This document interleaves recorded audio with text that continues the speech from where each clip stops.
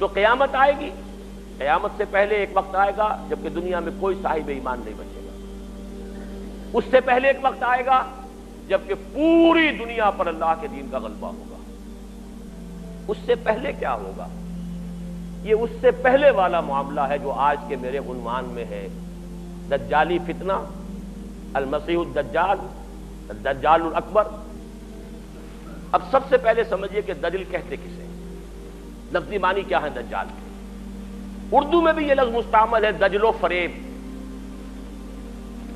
دجل کہتے ہیں ملمہ سازی، کسی حقیقت پر کسی اور شے کا پردہ ڈال دینا تاکہ انسان دھوکہ کھا جائے۔ تانبے کے اوپر سونے کا پانی چڑھا دیا تاکہ آپ دھوکہ کھا جائیں کہ یہ سونا، یہ دجل ہے۔ اصل حقیقت کو چھپانے کے لیے کوئی فیبریکیشن، کوئی جھوٹ، کوئی افتراء، کوئی غلط بات اس کے اوپر ڈال دینا، اس کا پردہ، یہ دجل ہے۔ لیکن اس کے علاوہ معین شخص ہوگا دجال۔ یہ معین شخص جو دجال ہوگا، اس کے بارے میں بھی ایک تو بالکل متفق علیہ چیزیں ہیں۔ نمبر ایک کہ وہ شخص ہے، قطعی ہے، یقینی ہے، اس کا حلیہ بھی حضور صلی اللہ علیہ وسلم نے احادیث کے اندر بیان کیا ہے۔ دوسری بات یہ ہے کہ اس کے ہاتھ میں قوانین قدرت، گویا کہ تسخیر کائنات، گویا کہ نقطہ عروج کو پہنچ چکی ہے۔ تمام اختیارات الہی تقریباً اس کے ہاتھ میں آ چکے ہوں۔ جو بڑے سے بڑے معجزے اللہ تعالیٰ نے نبیوں کو دیے ہیں وہ معجزے کر کے دکھائے گا۔ وہ مردہ کو زندہ کرے گا، مردہ لوگوں کی افواہوں کو لے کر آئے گا، ان کی روحوں کو، اگرچہ جھوٹی روحیں ہوں گی، وہ شیاطین جن ہوں گے جو ان کا بھیس بدل کر آئیں گے، لیکن یہ کہ وہ لوگوں سے کلام کریں گی۔ یہ اسپرچولیزم جو اپنی انتہا کو پہنچا ہوا ہے یورپ میں اور مغرب میں، یہ در حقیقت اسی کا ایک مظہر ہے۔ وہ کھلے بیابان کو کہے گا جہاں بالکل ٹٹیل جو ہے وہ صحرا تھا، وہ لوگ گلزار کر دے گا جب چاہے گا، جب چاہے گا، جہاں چاہے گا بارش برسائے گا۔ فاصلہ اس کے لیے بے معنی ہوگا، اس کی سواری وہ ہوگی کہ جس کے دونوں کانوں کے درمیان فاصلہ 80 ہاتھ کا ہوگا۔ یہ سارے جو آج آپ کی اس ٹیکنالوجی کی جو انتہا جا رہی ہے اور جدھر جا رہی ہے، اس کو اچھی طرح سمجھ لیجیے۔ آج سے 100 سال پہلے شاید انسان ان چیزوں کا تصور نہ کر سکتا۔ کوئی سواری ایسی بھی ہو سکتی ہے جس کے دو کانوں کے درمیان کا فاصلہ جو ہے وہ 80 ہاتھ کا ہو۔ آپ کے یہ سارے جیٹس جو ہیں وہ کیا ہیں؟ ان کے رڈارز جو لگے ہوئے ہیں، دونوں کان ہیں ان کے۔ اس کا ایک قدم اگر مدینے ہوگا تو دوسرا بیت المقدس میں ہوگا۔ اس کی آواز پوری دنیا میں سنی جائے گی۔ سنی جا رہی ہے کہ نہیں؟ یہ ساری قدرت، ساری قوتیں، تسخیر کائنات کلیتاً ایک آدمی کو چیر کر دو ٹکڑے کرے گا، دونوں ٹکڑوں کو علیحدہ کرے گا، اس کے درمیان چلے گا اور پھر ان دونوں کو جوڑے گا اور کھڑا کر دے گا۔ احادیث میں ساری موجود ہے۔ سرجری جدھر جا رہی ہے کوئی عجب نہیں کہ وہاں تک آدمی پہنچ جائے۔ فریز کر کے تو یہ معاملہ اب ہو ہی سکتا ہے، لیکن یہ کہ ابھی اگلا اور قدم کیا ہوگا کچھ نہیں کہہ سکتے۔ یہ چیزیں تو ہیں متفق علیہ۔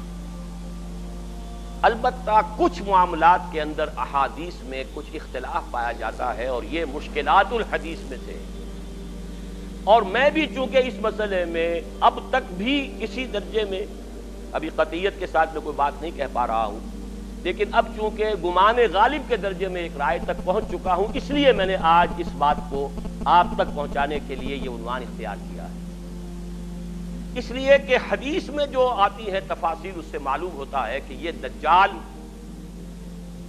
دو دجل کرے گا، یا تو وہ دو دجل کرنے والے دو دجال علیحدہ ہیں، یا یہ دونوں دجل کرنے والا شخص ایک ہی ہے۔ بس یہ مسئلہ ہے کہ جو آج تک مجھ سے حل نہیں ہوا تھا، اب تک کہنا چاہیے آج تک نہیں، اور یہ اس میں علماء سے بھی گفتگو ہوئی ہے، اور جن لوگوں نے اس پر خوب موضوعات پر اپنا وقت لگایا ہے ان سے بھی گفتگویں ہوئی ہیں، تو وہ بھی اس مسئلے کو حل کرنے سے تاحال قاصر رہے۔ لیکن یہ کہ اب میری رائے یہ ہے کہ یہ دو شخص ہیں علیحدہ علیحدہ، واللہ عالم، لیکن ایک رائے تک میں پہنچ چکا ہوں، اس لیے وہ رائے آپ کے سامنے رکھ رہا ہوں، اور آپ کے ذریعے سے وہ آگے بھی پھیلے گی تو اہل علم کے ساتھ جو ہے اس معاملے کے اندر تبادلہ خیالات کی بھی نوبت آئے گی انشاءاللہ۔ لیکن یہ کہ اس میں یہ بات قطعی اور یقینی ہے کہ اس طرح کا ایک شخص پیدا ہوگا۔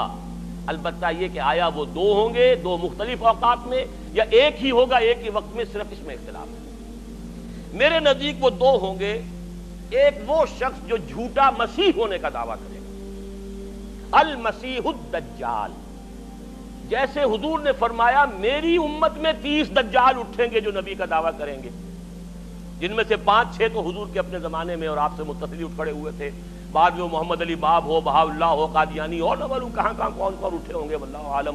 بہرحال ہماری قریب کی تاریخ میں یہ غلام احمد قادیانی اس کی نمایاں ترین مثال ہے۔ ویسے تو علامات قیامت جو ہے ان میں سب سے پہلی میں نے بتایا تھا حضور کی بعثت خود علامات میں سے ہے، اس کے بعد 10 علامتیں حضور نے گنوائی ہیں اور وہ تدریجاً پوری ہوتی چلی جائیں گی۔ آخری علامات کے لیے حدیث سن لیجئے، عن ابی ہریرہ رضی اللہ تعالی عنہ قال قال رسول اللہ صلی اللہ علیہ وسلم ثلاث اذا خرجنا لا ينفع نفسا ایمانا لم تكن آمنت من قبل او کسبت فی ایمانها خیرا، طلوع الشمس من المغرب وخروج الدجال ودابۃ الارض۔ 3 نشانیاں وہ ہیں کہ جب وہ ظاہر ہو جائیں گی تو پھر کسی کا ایمان لانا مفید نہیں ہوگا جو پہلے ایمان نہیں لایا تھا یا جس نے اس سے قبل اپنے ایمان میں کچھ اعمال صالحہ کی کمائی نہیں کی تھی، یعنی گویا کہ توبہ کا دروازہ بند ہو جائے گا۔ جیسے جب موت کے آثار شروع ہو جاتے ہیں تو توبہ کا دروازہ انسان کے لیے بند، اب جب موت کے آثار شروع ہو گئے اب توبہ کرنا فائدہ نہیں، اس سے پہلے توبہ کا دروازہ کھلا ہوا ہے۔ معلوم یغرغر، جبکہ وہ موت کے آثار شروع ہو جاتے ہیں، گھنگرو بولنا شروع ہو جاتا ہے، معلوم ہوتا ہے کہ اب جا رہا ہے، اب توبہ بیکار ہے۔ اسی طریقے سے پوری نوع انسانی کے لیے توبہ کا دروازہ بند ہوگا ایک وقت میں آ کر کے، اب کسی کے لیے توبہ نہیں، ایمان نہیں، اور اس کے لیے 3 علامتیں بیان ہوئی ہیں، یہ بھی مسلم شریف کی روایت ہے۔ آپ نے فرمایا 3 چیزیں وہ ہیں کہ جب وہ ظاہر ہو گئیں تو پھر کسی کا ایمان لانا جو اس سے پہلے ایمان نہیں لایا تھا اور اپنے ایمان میں اس نے کچھ اعمال صالحہ کی کمائی نہیں کی تھی، اب قطعاً مفید نہیں ہوگا اس کے لیے ایمان لانا۔ وہ 3 نشانیاں ہیں، طلوع الشمس من المغرب، سورج مغرب سے طلوع ہوگا، نظام شمسی میں کوئی اختلال ایسا ہوگا کہ جس سے سورج بجائے مشرق یا مغرب سے نکلے گا، وہ خروج الدجال ودابۃ الارض، ایک زمین سے کوئی چوپایا برآمد ہوگا، بعض احادیث میں آتا ہے کہ مروہ کے قریب سے وہ برآمد ہوگا جو گفتگو کرے گا انسانوں سے، یہ بالکل خرق عادت، یعنی وہ چیزیں کہ جن کا کوئی تعلق اب اسباب جو ہے دنیا کے ان سے کوئی تعلق نہیں ہے، کوئی فزیکل لا سے تعلق نہیں ہے، وہ بالکل معجزے ہوں گے، خرق عادت ہوگا۔ اور خروج دجال، وہ دجال جو خدائی کا دعویٰ کرے گا، اور حدیث میں آتا ہے کہ بہت کم لوگ ہوں گے کہ جو اس کے سامنے رک سکیں گے، اکثر و بیشتر جو کمزور ایمان والے لوگ ہوں گے وہ اسے خدا تسلیم کر کے اس کی پرستش شروع کر دیں۔ میرے نزدیک یہ آخری چھلنی ہوگی جو لگائی جائے گی اہل ایمان کو ایک طرف کرنے کی، اور یہ قیامت کی نشانیوں میں سے آخری نشانیوں میں سے ہے۔ اس کے بارے میں متعدد احادیث ہیں لیکن اب بہت وقت ہو چکا ہے، میں پھر انشاءاللہ کسی اور موقع پر اس مضمون کو مکمل کروں گا۔ اللہ تعالیٰ مجھے، جیسا کہ حضور صلی اللہ علیہ وسلم دعا کرتے تھے، اللہم انا نعوذ بک من فتنة المسیح الدجال، اللہم انا نعوذ بک من فتنة المسیح الدجال، اللہم اعذنا منہ، اللہم اعذنا منہ، ربنا تقبل منا انك انت السميع العليم وتب علينا انك انت التواب الرحيم برحمتك يا ارحم الراحمين۔